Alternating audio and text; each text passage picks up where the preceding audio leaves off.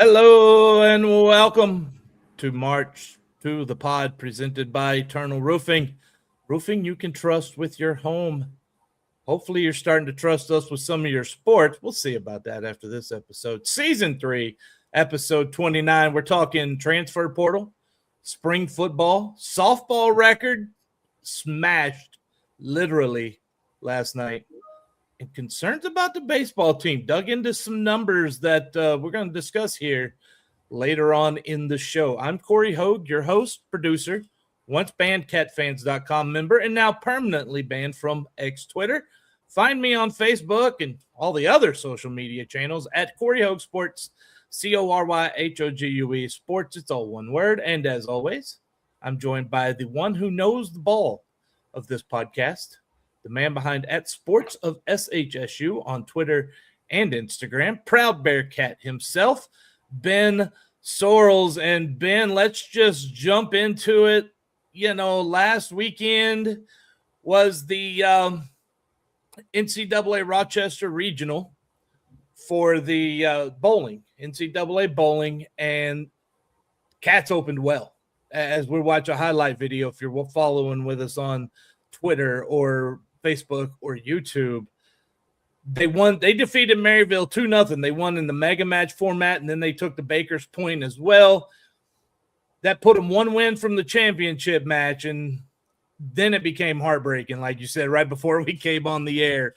A 2-1 loss to top seed Vanderbilt, and then another 2-1 loss, so close, against Maryville. It's a hard way to end the season. But when you've been in 14 of the last 16 NCAA regionals, I don't think you can say it's been a bad year. No, not at all. And you were so close to getting to the regional final. Had a 3-2 lead on Vanderbilt in that final point, and they just kind of came back and took it, and felt like the momentum kind of went away then. But really good performance, like we said. I mean, there was no reason why this team couldn't win this regional, and they showed they were capable of it. Just came extremely, just short, just so close to getting there. But yeah, proud of them for what they did. It is a heartbreaker, no doubt, but also, that can be motivation for an already talented squad. Right. Yeah, which should return a decent amount next year. How big is the transfer portal in bowling? Yeah, I know it's a factor, especially with schools like Jack State that have come in and I know have spent some money. And but for Sam Houston, I think you can reload fairly easily. A lot of what they do is through the international ranks. And so if you were to get hit hard, you can kind of reload fairly easily because they have so much success from adding people from around the country and around the world. I know that I'm not a very smart person on many, many subjects. And bowling is one of those, especially when it comes to where are the bowling tournaments in high school? I have read sports pages for years, and I have never heard of bowling tournaments anywhere for recruiting or anything. So how do they find them? Well, for Sam Houston, I know it's a lot of international. I'm just counting it now. They have 1, 2, 3, 4 of their 7 are from the international ranks, and then one's from Florida. So you kind of got to go all over. It might just not be a thing that we're used to seeing in Texas, but it's big in other places.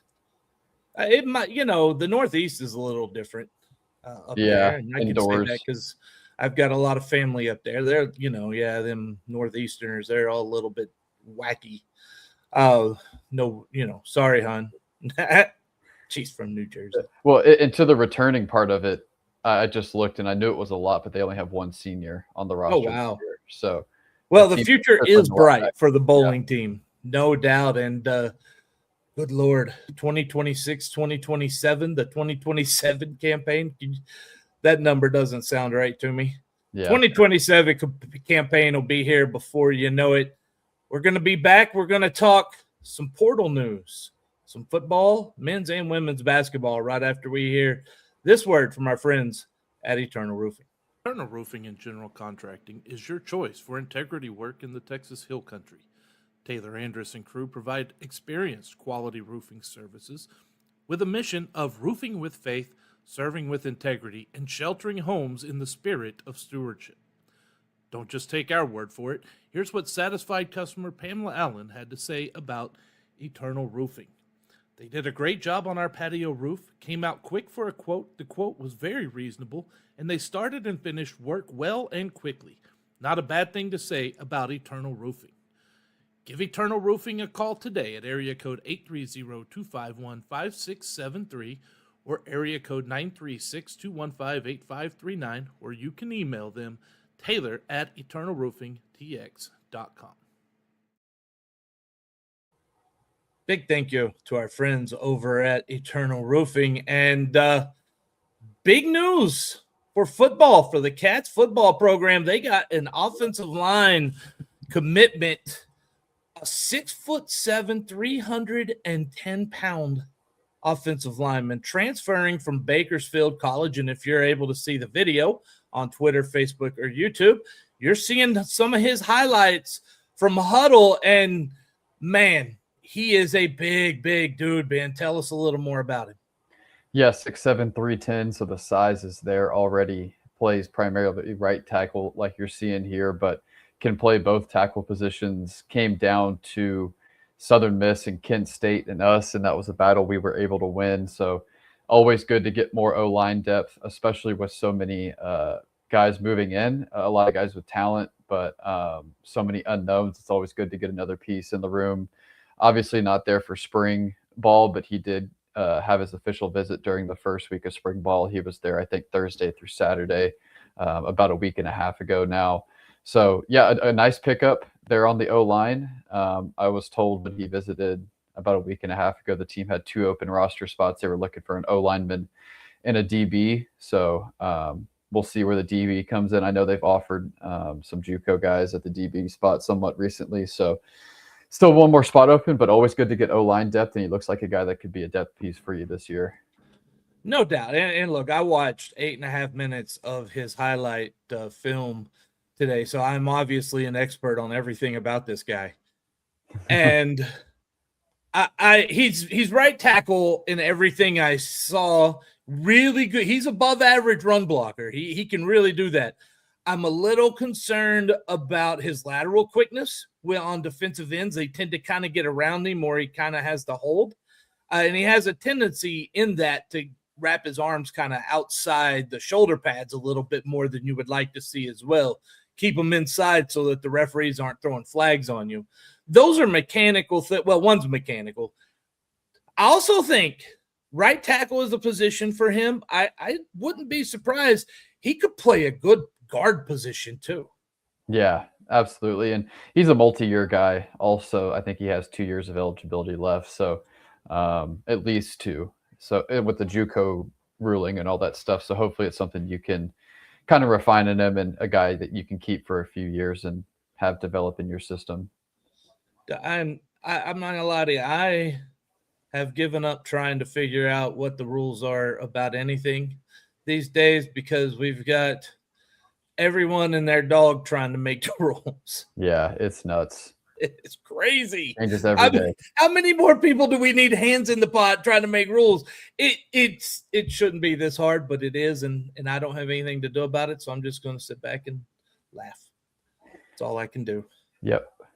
Speaking of spring football, though, and they're going to need him. They're going to need him there over the summer. As soon as his semester ends at Bakersfield, I imagine he's enrolled there right now. They're going to need him to get in there and get this communication with the offensive line, which I also want to say the way that offensive line worked, he did really well with when to pass guys off, and they all knew who was coming. That was a part, but it still takes time. Oh, yeah. Yeah, and especially with the new O-line coach coming in, everybody's kind of getting up to speed. Well, then they're all at the same spot, right? At least for now, yeah. Only place to go is up. Right. Speaking of spring practice, you have any other updates? Yeah, not a ton. I think there's only been 2 more practices since we last talked because of Easter and stuff going on. So nothing really too notable. So we'll see if anything else comes out. I know we had a couple little things last week, but things just continue to kind of chug along with spring practice. They certainly do. Okay, we've had a lot of bad men's basketball news lately. And we have some more to pass along, but we're not starting and we're not ending this part with bad news. We're going to talk about the good. The bad can be in the middle. We'll sit on that. Starting with a man who went on Instagram and said, let's run it back. Matt, Dan, and Ben, if there's one player I think you truly want back, it's Matt Dan. He is a 7-footer. You can find guards. It is hard to find a 7-footer that is as talented as this young man. Yeah, you really saw it towards the end of the season with Matt. I mean, beginning of the year, you could tell he was kind of out of sorts. It was a little too fast for him, but game slowed down for him throughout the year. This is a big piece to return for the Bearcats next year, a guy that could possibly slot in as your starting center. So, I mean, you still have a handful of guys returning right now, but like you said, he's one of the more important ones for next year. I think his upside and ceiling might be the highest of any of the returning guys. And that includes, like Justin Begg and Jacoby Coleman, who played a big role this last year. Oh, I agree. And you were dead on when you said he got better throughout the year. Common coach speak, by the end of the year, freshman is a sophomore, but that jump is not always as pronounced at the end of the year as we saw with Matt Dan this season. He really looked like, and he was a true, he didn't play a lot of minutes. He'll play a lot more next year, obviously, but he's a true big guy and a true rim protector on defense. And I'm curious if we're going to see some of this 4-1 man 4-1 drop defense from Coach Munch that we saw from Michigan so effectively that helped you win the bracket challenge that you were in here. Maybe. We'll see. I mean, they've got 2 long, lengthy centers back on the roster as of now. Listen, there's nothing coaches like to do more than copycat. Yep. Especially things that work. If you copycat the things that don't work, you probably ain't going to have a job there. Yeah. But that Michigan 1-4 where you're switching 1 through 4 and the 5 stays in the middle of the lane just protecting the rim, even UConn couldn't solve that. Right. No one could solve that. That was just so effective. Fun to watch. It was. It's very fun to watch. And look, it takes a lot of communication, and there's going to be breakdowns occasionally, but be interested to see if we see that from the Bearcats next year. I wouldn't be surprised. Something we might have to remember to look for. You'll have to remind me, Ben. I won't remember.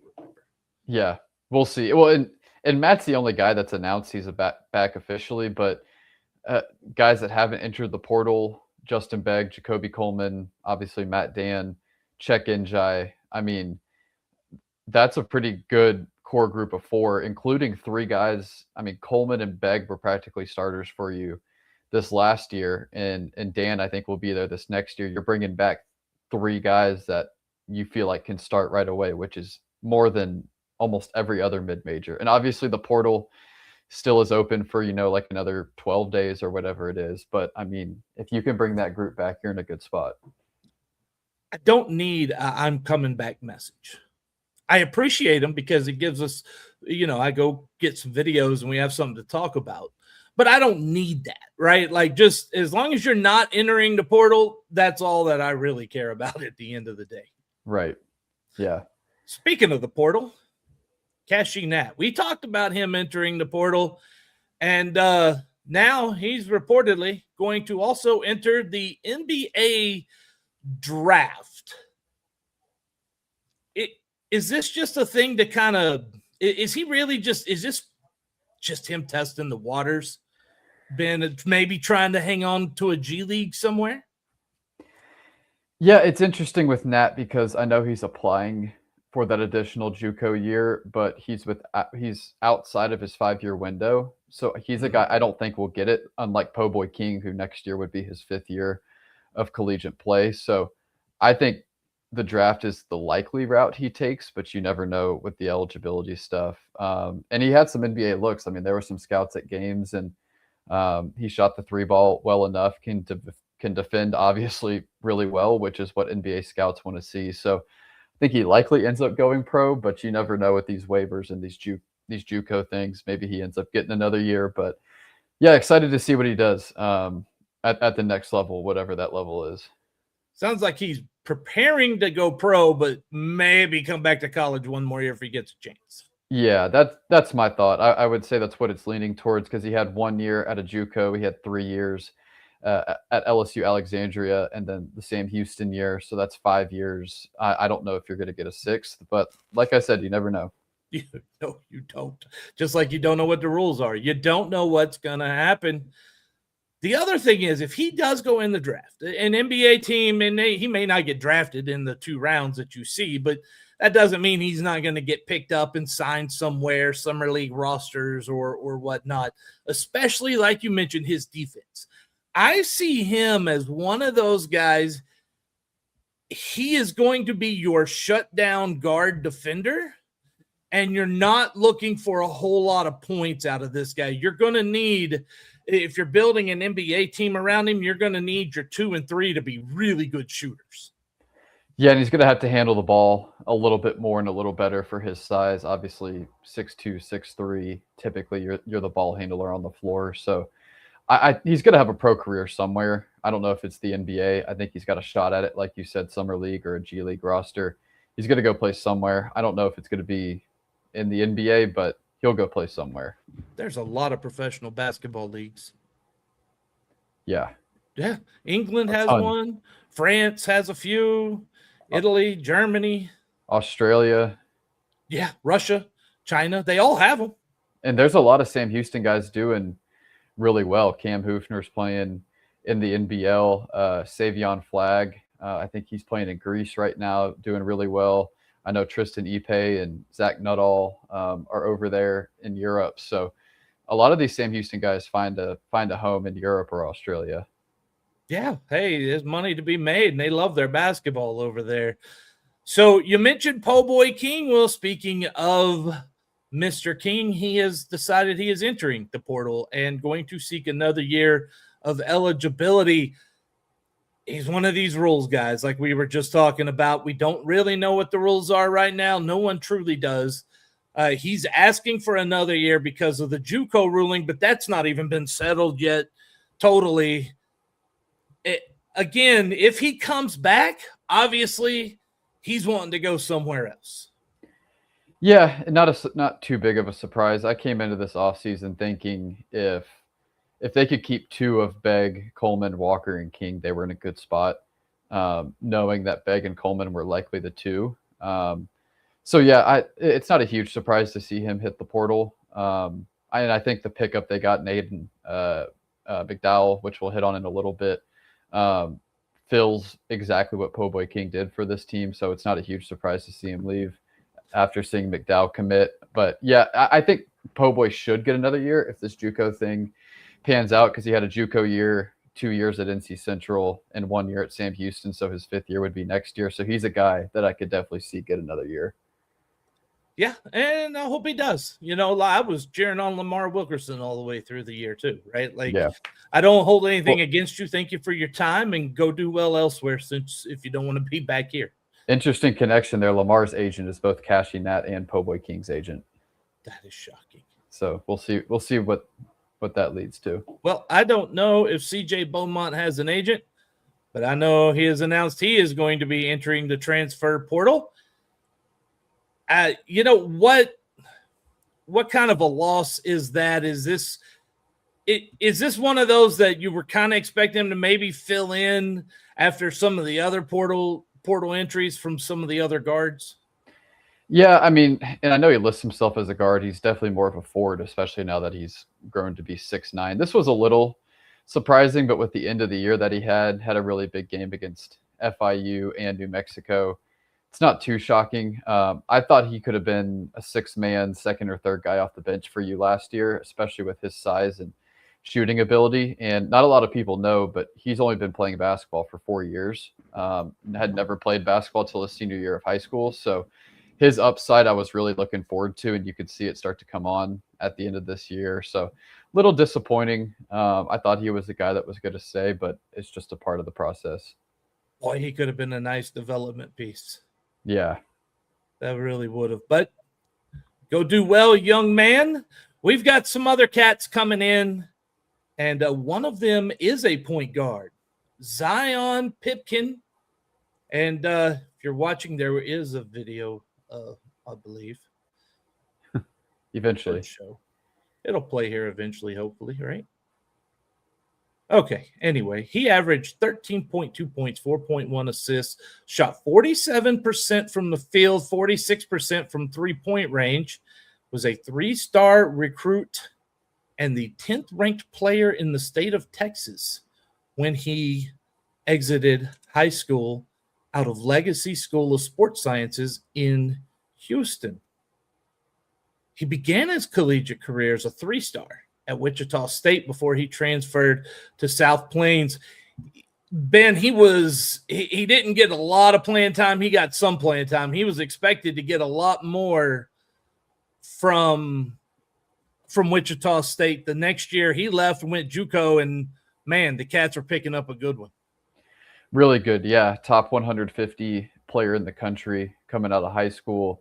Has good size at the guard position, 6'1", 6'2". So that's a good thing. I know Sam Houston the last 2 years has kind of had some smaller guards. Jacob Walker, obviously he was great, but a little smaller. Brendan Burns the year before, a little smaller. So it's good to get a guard that's, 6'1", 6'2", can distribute it, has collegiate experience, played a lot at South Plains, which not a lot of people probably know, but South Plains is a perennial contender at the JUCO ranks. Yeah, you know it. Has a lot of experience in college now because he was their starting guard this last year and can really shoot it. I mean, shot over 40% from three this year, and it was a pretty good volume. It was about 1.5 threes made per game. So I think it's a really good pickup to go with Justin Begg. It looks like those will likely be your 2-point guards next year. I agree. That's a very exciting pickup. Coach Mudge, Chris Mudge and his staff, another excellent recruiting job. And speaking of excellent recruiting jobs, Ben, here's another one. Aiden McDowell coming from another school I'm familiar with. That's Western Colorado, where it's over 7,000 feet in elevation there. And they tell you everywhere it is, including on the score bug, as you see on the video. I think it's on the floor too. It is on the floor. It's on right above the board, the backboard when you're shooting free throws. It's up there. And I also saw TAMU, Texas A&M International, was mentioned on there. Seeing all, hey, look, Midwestern State. Look at that. How about that? Tell us a little more about Aiden McDowell. This is a pretty good player in himself. Yeah, well, in first game of the season this last year, played Angelo State and had 39. So, hey.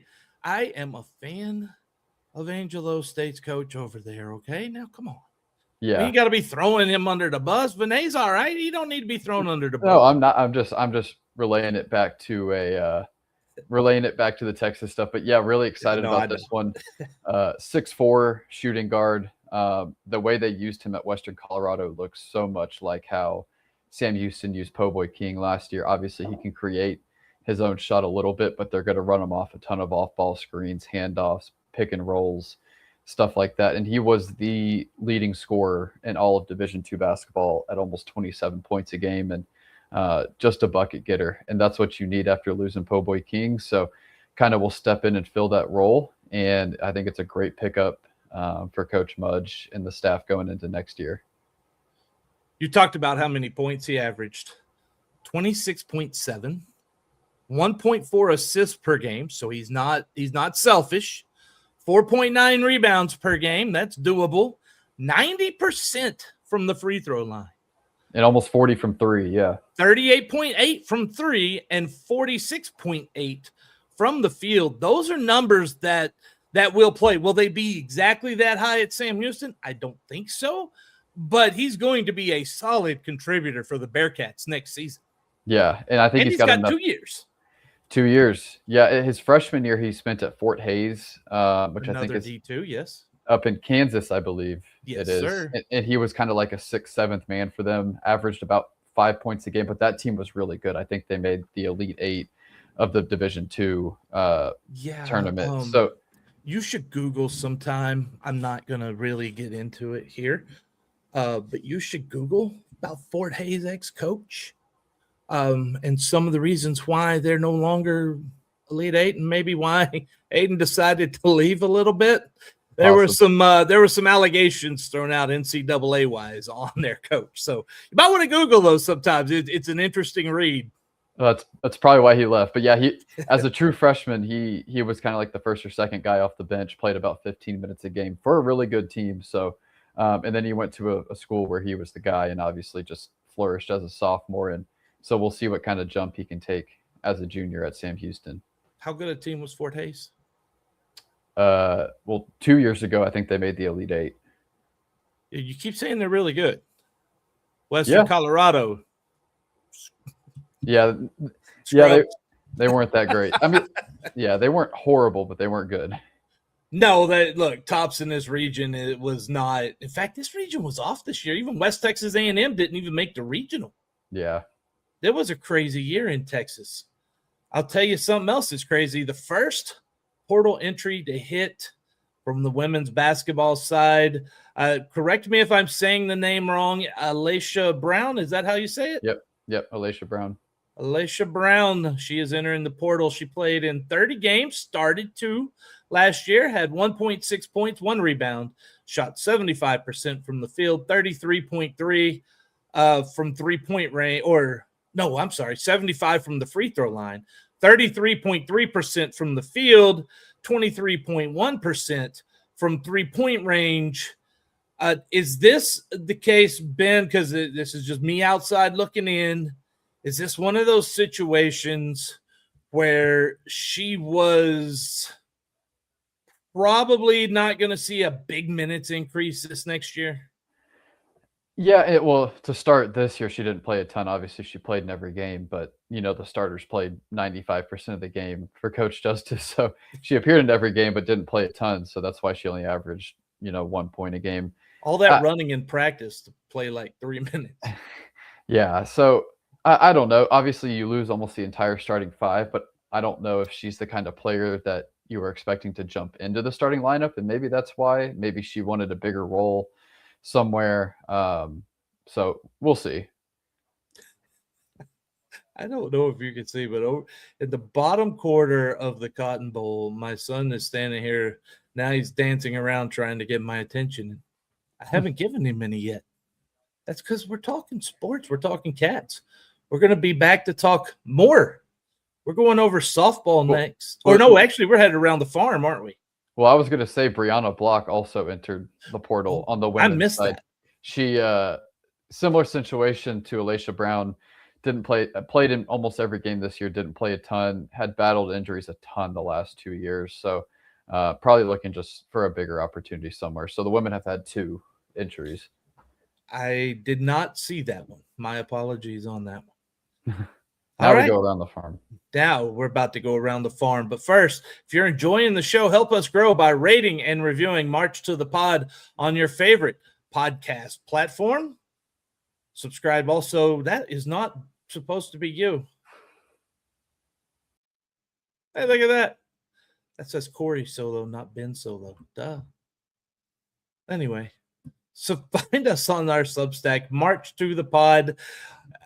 .substack.com. Remember, it's March #2 the pod.substack.com. You can also find us Twitter, Facebook, Instagram, TikTok, and YouTube by searching for @March to the Pod. We're also proud to be part of the Conference USA Podcast Roundtable, with shows covering all 12 Conference USA programs.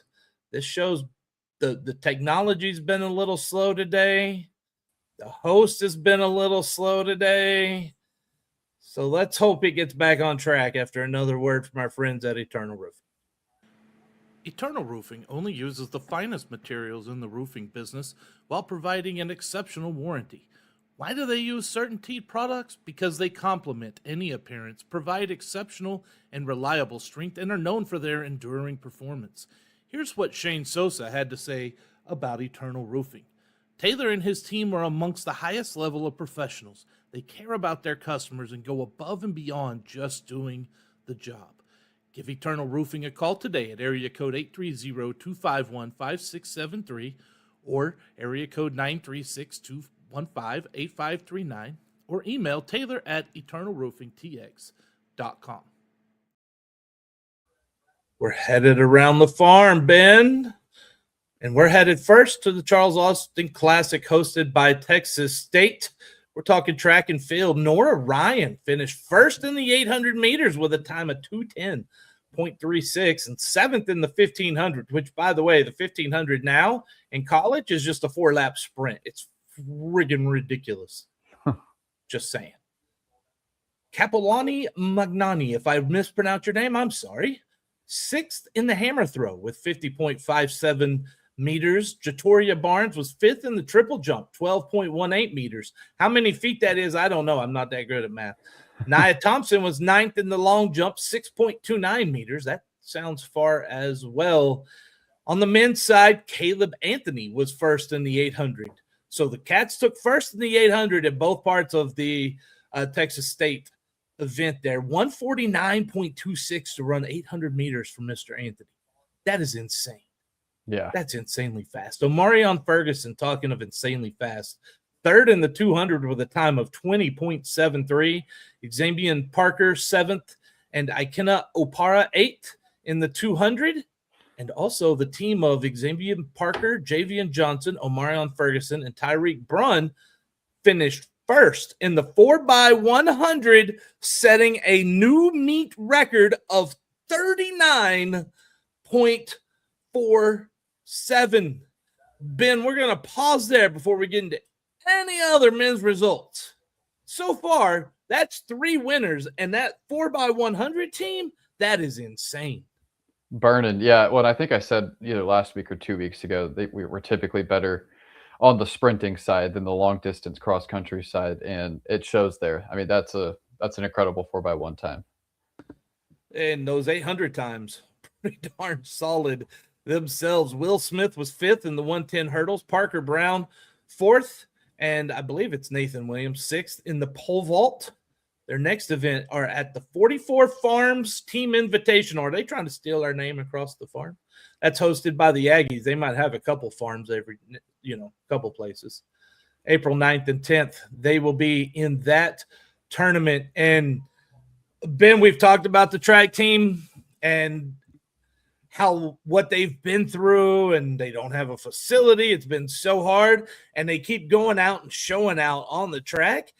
Nothing but excitement for that program right now. Yeah, and I'm glad we're giving them some recognition because they definitely deserve it, especially after a big weekend this last weekend. They also added a person, a high school athlete this last week, Braylon Culbreth from Harker Heights.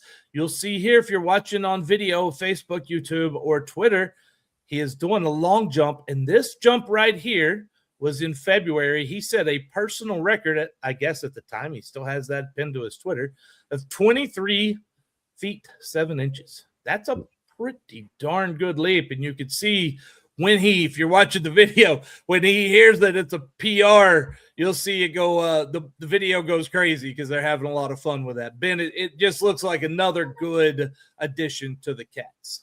Yeah, Texas high school product from Harker Heights. Also good to keep the talent in Texas. Always good to keep the talent in Texas. We head over to tennis, and they lost 4-3 to New Mexico State. They played at April Sound Country Club in Conroe because of inclement weather, and the court conditions were bad. The Aggies took the double point, winning the numbers 1 and 3. Number one singles, Naima Suba. Ben, she kept on her tear, won in straight sets over Whitney Moon, 7-6, 6-2. Yeah, and man, I don't know why they played that at April Sound. That made no sense. It was inclement weather, they said. But, I mean, April Sound is like 40 minutes away from Huntsville. That's what I was thinking. I don't know. I'm sure they could found somewhere closer with some courts covered. Yeah, I don't know. That was weird. I agree. I just like the playing on Easter Sunday baseball game. I don't understand it. Yeah. Christine Javicki won the number 3 singles 4-0. Ella Fitcher defeated Nadia Netmeth at 6-1, 6-3 in the number 5 singles. The match against Kennesaw was canceled, and I scoured both sites and saw no reason as to why it might have been canceled. So the next up listed on the schedule is the Conference USA tournament in Murfreesboro, Tennessee. What should we expect out of our tennis program at the conference tournament? Yeah, finished, what was it, 4-4 in conference play? I believe so. Yeah, I think that's right. Yeah, I mean, definitely peaked at the right time. Obviously, you would have liked to win that New Mexico State match, but moving in the right direction this year, which is great to see. Hopefully, you can pull out at least one win. It's kind of like women's basketball. You wanted to try to at least get one win after moving the program in the right direction. So we'll see what they can do. Obviously, I don't think they're going to compete for a title, but if they can find a way to pull out a win, I think that would be a positive sign. Good luck to the tennis team. Beach volleyball. They were in Nacogdoches. Ooh. The Sandy Boot Scoot, Nacogdoches, and they lost 3-2 to those Lady Jacks. Ooh. Yeah, if you had just beat them 3-2 the week before. I know. Yeah. The number one pair, though, again, Tatum Lockhart and Michaela Panikova, they won in 3 sets. And again, you've mentioned it over and over. That number one pair is a pretty solid pair to build behind. Yeah, I mean, I don't know what their winning percentage is. I know there was a tournament 2 weeks ago. They won 4 out of their 5 matches. I think they won last week against SFA, winning again here. So good to have that top-end talent and start to develop some legitimate talent within the program. Avery Fowler, and if I mispronounce your name, I apologize. Ella Folse or Folsey? Yeah, and they're both actual. I think they're the 2 volleyball players left on the roster. Well, they took a win at the number 4 pair over the Lady Jags. But then they also took a 3-0 loss to McNeese. Now, we talked about Lockhart and Panikova. They didn't even get to finish theirs because they lost 3 matches pretty quick. They had won the first set. There was no result in the second set at that time. So they take a no decision, I guess it would be called on their record. It's probably not even listed. Yeah, I don't know how that's scored. It's not. I mean, they can't score it as a win or a loss. Right. Next up for beach volleyball, they're at the Conference USA Championship, April 23rd. Good luck to them. Women's golf, they were at the Mo Memorial hosted by Texas A&M. They finished 15th out of 16 teams. They were 1 stroke behind Lipscomb, 14 behind Western Kentucky, 18 behind UTSA. The list doesn't get closer. 31 behind Abilene Christian and 71 strokes behind Texas State. There is good news. Amelia Guo tied for 12th, plus 9 on the individual side. And the next best individual was Bom-Yong Lee, who only competed as an individual and tied for 61st, plus 24. Isabel Hurion was tied for 66th at plus 25, and it got worse from there. Ben, this is one of those tournaments where I feel we got a sense of exactly where this team sits as they get ready to head into Conference USA Championships, April 20th to 22nd. I didn't throw those numbers out there to embarrass anyone. I threw them out to temper our expectations, if you will. Yeah. Right? Because it just you've talked about it being a rebuilding year. It's definitely that way, and when you do that, you're going to take your lumps. Yeah, and I think a lot of people typically start to tune in at the conference tournament, and so we definitely just need to temper the expectations this year when it comes to the women's side. Okay, General Sam has some things on the track and field we're going to hit. He said, glad y'all are sticking with it because they showed out. They certainly did. That was impressive. 3rd all-time for that 4x100 time in school history, and it's, as he points out, just the season opener for the spring season. And also, they added Jaden Washington from Red Oak with a personal record of 152.9 in the 800, and that's Red Oak is a high school, Ben. Yeah. What in the world is happening? Texas high school track and field is no joke. Did you see that video of the California state meet and the state record got set and it wouldn't have even been top 10 at the Texas high school championships last year? Let me tell you, if you want to see where the absolute best athletes in this state are, you go down to Austin and you spend the day covering the Texas high school track and field championships. Male, female, you name it. Those are the best athletes, and you will be treated to a display of speed and strength. Like, they will impress you. You hardly see that at some college levels. Yeah, the 4x1, I think the 4x1 championship time last year was just under 39.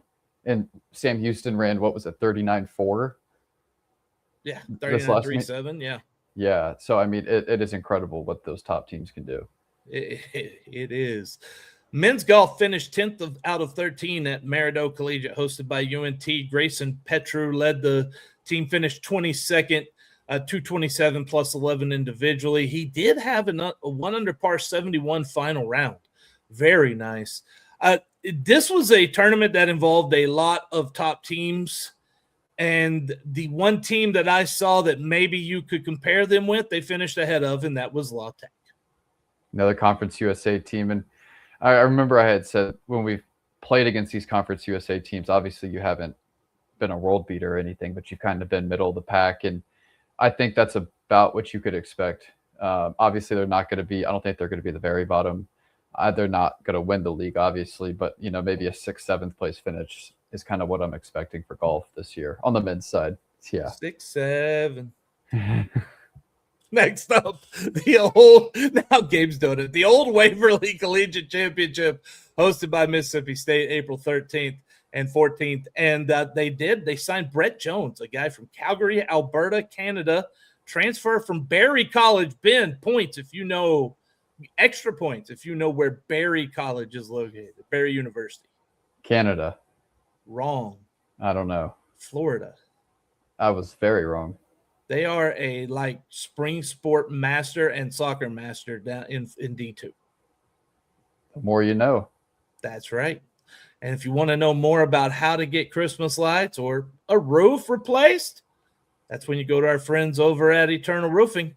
Let's hear from them one more time as we're going to come back and talk some of this bat and ball sports, softball, baseball, next. Eternal Roofing is locally owned and dedicated to giving back to the community by supporting local organizations and charities. They are also the winner of Next Door's Neighborhood Faves for 2 consecutive years. And as you know, if you've listened to this podcast, Eternal Roofing is your choice for Christmas lights. They provide premium lights tailored to fit your home, season-long maintenance, and hassle-free removal. Kyle Tatum said, "They're very professional and great quality, on time and clean, and really made me feel like they cared for me and my home."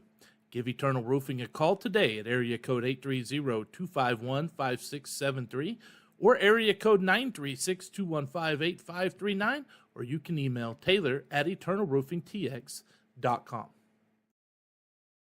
Huge thank you to Taylor Andrus and friends over at Eternal Roofing. And get those bat and ball sports.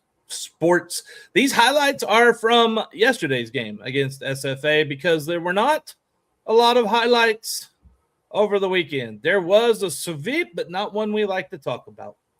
Went to Western Kentucky and did not go well. 9-1 in 5 innings in the first game of a doubleheader, followed by 6-1 in the second game of the doubleheader on Thursday. And by my count, that's 12 innings, 15 runs surrendered, 2 runs gained. Not great. Friday was a little better. 7-4 was the final. Here's the number about that series, though, Ben, that really struck me. They hit 197 as a team in that series. Yeah. It just all around was not great. Pitching wasn't there. The hitting wasn't there. And it was the first Western Kentucky might be the class of the league, and you were hoping you'd show up a little bit more, but it shows where you got to get to. And you still have a ways to go before you're there. Well, listen, redemption can come quick in softball. Yeah. Last night they took on the Lady Jacks, who had already beaten them once, and jumped out 5 runs in the top of the first inning.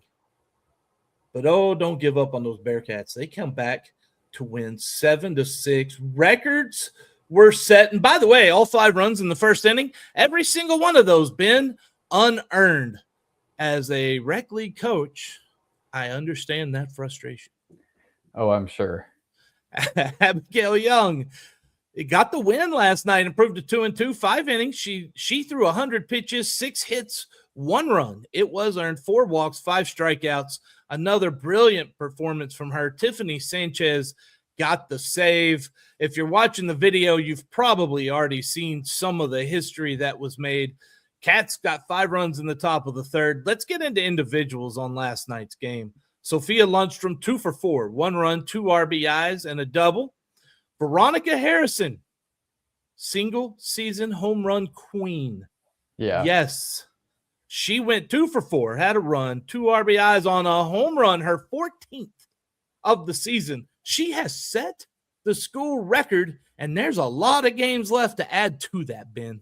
Yeah, she is going to crush it. Well, and you mentioned also Sophia Lundstrom hitting over 400 as a freshman. Abigail Young coming back from injury, looking like herself, 5 innings of 1-run ball. I mean, last night after the first inning was really, really good, and hopefully can get this team back on track. You got to have some things like that sometimes. Peyton Helmley, Lundstrom, and Kyla, is it Haney or Heine? Heine had doubles. Ripley Welker had a triple.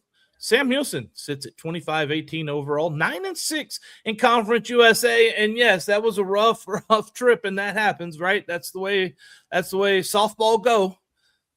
If you're the Rangers, you remember that song, That's the Way Baseball Go, because we lose a lot of games if you're the Rangers. Anyway, they're 9-6. Considering they just got swept, they're not in a bad position, Ben. And you're really not going to see anybody more difficult than WKU the rest of the way. That's great news. Bought yourself some room in the standings. I think you're still in a pretty good spot to probably be a top 3, maybe top 4 seed by the end of it. Good news all around for the softball team. We're getting to the baseball in just a second, though. Let's finish out with softball. They host Missouri State, who is 17-20, 5-10, Friday through Sunday. They're not great on the road either. Like you mentioned, WKU is probably the best team they're going to play till they get to the conference tournament now. And there is no midweek game next week for the softball team. So they've got those 3, and then they get a little break as they're about 3 or 4 weekends from finishing out the regular season. It's crazy how fast it moves. Gosh, it is. Speaking of moving, let's move on to the baseball program. They went to Missouri State, and Friday night ended in heartbreak. A walk-off home run after rallying to tie the game. Ryan Peterson, listen, he's been spectacular this year, and not every time are you going to have your best stuff. And he was 5 2/3, 7 hits, 5 runs, 4 earned, 7 Ks, 4 walks. He really fought with his command in that game, and the numbers show it. And you know what? You look at major league pitchers when they throw a shutout or something, the next game usually isn't one of their best. It's very hard to repeat that. And not Mississippi State, Missouri State might be the best lineup that they've faced all year. I mean, they had just putting up 14 runs, I think it was, against Arkansas a few nights earlier. So didn't have his best stuff, but still gave you a chance to win. I mean, 5 2/3, and I think his last 2 runs were earned, but they were when the relievers came in. So, I mean, wasn't his best, but it was still a respectable performance that should have given you a shot to win. Well, Hunter Olvert went 2 for 5, 2 runs, 3 RBIs, 2 home runs to give him 6 on the year. As you see baseball highlights playing if you're watching on YouTube, Facebook, or Twitter. And the heartbreak seemed to carry over for a few more days, Ben, from that first game. 15-5 loss on Saturday in 7 innings. Tyler Ryden had one of those days you just can't get many outs. And then the Bears hit 4 home runs because everything they hit went out the park. The bright spot, Ryan Frandon, 2 for 3, 1 run, 2 RBIs, and a double. There weren't many bright spots on Sunday, though. 12-0. Tate Hickman also struggled a bit. 3 innings, 8 runs, all earned, 3 walks, 3 Ks. 2 wild pitches and a balk with 2 hit batters in that sequence. If there's a stat line that sums up this weekend, it would be that followed by the offense produced 2 hits. Yeah, just no momentum on either side of the ball. you did not walk out of there feeling good about yourself. Yeah, and it was a series where you went in. I was thinking if you could take one game, you'd feel pretty good because Missouri State might be the best team in the league. I think they're top 15 in the country in RPI, maybe top 20. They're a really good team. If you could have gotten one, that would have been nice. But after you lost on that walk-off homer, it kind of felt like the air came out of the balloon. Yeah, and look, that happens. And I also want to say, we always talk about there is an average, and they call it an average for the reason. Start the season, the pitching staff has been probably above the average. To get back to the average, you got to have a couple of tough days, and that looks kind of like what we saw there. Yeah, and like I said, freshman arms, young arms are so volatile, very up and down. Very much so. They have never been part of a college season. It is not easy to do. Last night, they returned to the diamond, though. That's the great thing. That's what I really do love about baseball. You don't have to wait long to get to play again. Yeah. I'll tell you, it's excruciating to play only one game a week at the rec level. I want to get back out there. Yeah, sit on it for a week. Yeah. Oh. They played Houston in the Don Sanders Cup rubber match. A 4-run eighth propelled Houston to a 5-4 win. Jarrett Curtis went 2 for 3, 2 runs and a walk. Frandon had a double. Alvord a triple. I dug into some numbers, Ben. And first, anything you have to say about Houston performance last night? They were in that game until very late, and things just kind of went sideways. Yeah, I mean, Jarrett Curtis had a nice night at the plate, but first run of the game was a fly ball that he just completely misjudged and should have gotten you out of the inning. So that was one there. I know Jay Sirianni in the post game mentioned he thought he left. I forget which reliever it was in there, probably 2 batters too long, and things just kind of spiraled in that eighth. It felt like it was a game that you controlled for the most part, but it just got away from you. And it sucks because you're so close to keeping the Don Sanders Cup for a second straight year. Yeah, it does. And that one definitely hurts. Now, sure, we can talk about the pitching, but we have another issue that I was kind of looking at today, Ben, and it's the bottom third of the order. Yeah, I mean, averages below or at the Mendoza line. You need, if you're going to be a solid team, a team that can compete in Conference USA, because it doesn't necessarily get easy, you're only as strong as your weakest number of the order. Right. And so you need your 7, 8, 9s to do well. The last 4 games, they are 5 for 39. That's a 128 average. 1 run, 5 RBIs, 3 walks, 19 strikeouts. Their on-base percentage is 190. I could even take the batting average if the on-base percentage was at least close to 300. We got to do something right.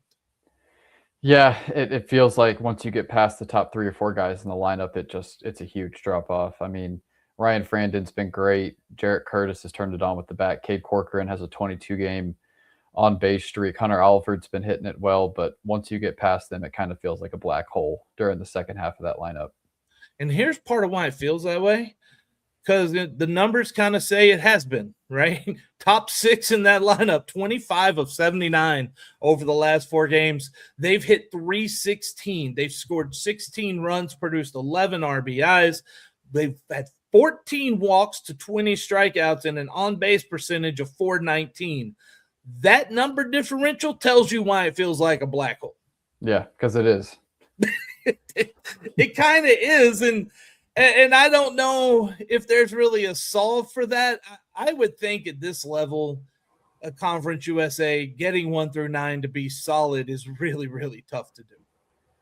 It is, yeah, and I don't know what you can do to figure it out. You've got a lot of guys with speed. I don't know how you can maybe parlay that into maybe you mix some of them in between the guys hitting, so they can drop down some bunts, move guys over, maybe hit some sack flies kind of thing. I don't know, but that might be something they could do. Sunday, the bottom third went 0 for 6, 1 RBI, 1 strikeout. Now listen, nobody hit the ball. There were only 2 hits Sunday. The problem is last night, and these numbers from last night, Ben, tell me they are in a slump in the bottom 3. 0 for 12, 6 strikeouts, no walks. Yeah, was not good. That is not going to get it done. The top 6 were 6 for 18 with 5 walks and 5 strikeouts. Is it as much of a pitch selection and or discipline problem? I think it definitely is because of the strikeout rates have just been through the roof the entire year. The pitch selection at the plate has not been where it needs to be. I asked somebody who played college, I said, what like hitting advice do you actually have that people gave you? And he was like, the only thing is make it be your pitch. Yeah. If you see it and you think it's your pitch, that's the one you're going to swing at. If it's not, tip your cap to the pitcher and walk back to the dugout. Right. Maybe pitch selection. Yeah, I think it's been an issue all year. Well, the Cats are 14-18, 4-8 in Conference USA. They need a big series win, and they're hosting DBU. Yeah. DBU 18-15, 8-4 in conference. Ben, I don't know what kind of outlook should we have for this weekend series. It's another one of those where it feels like if you can just find a way to get one, it'll feel like a victory. And hope if you can get the one on Friday with Ryan Peterson, hopefully the momentum can get going in the right direction. Yeah, I mean, it's hard to say that you'll take just one when you're home. Right. That's difficult to say all the time, no doubt. And then Tuesday, UTRGV comes in. Who knows if they'll bring fans? How many? They could bring 6,000. Good Lord, they show out for baseball. Right.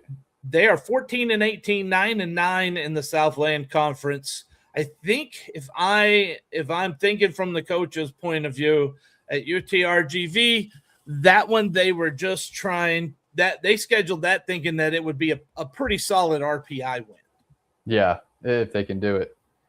Yeah, no doubt about it. Well, we want to thank you so much for watching and listening. That is a wrap for this episode of March to the Pod presented by Eternal Roofing. Thank you so much for joining us. We'll be back, I would say probably next week, with more coverage of Bearcat athletics. Until then, Ben, we need some good luck going on the baseball team. Take us home. Yeah, eat them up, Cats, and let's get some home cooking going. Ooh, I love home cooking.